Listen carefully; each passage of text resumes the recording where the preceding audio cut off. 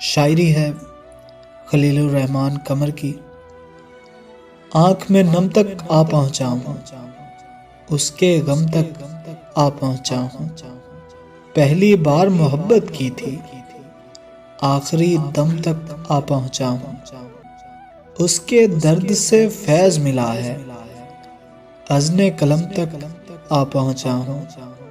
हाथ बढ़ाकर छूने लगा हूँ, दस्ते अलम तक आ पहुँचा हूँ। सांसों में संगीत नहीं अब, सर से सम तक आ पहुँचा हूँ।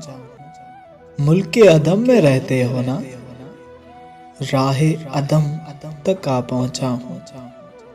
अगले कदम पर तुमसे मिलूंगा, अगले कदम तक आ पहुँचा हूँ। आँख में नम तक आ पहुँचा हूँ, उसके गम तक आ पहुँचा हूँ।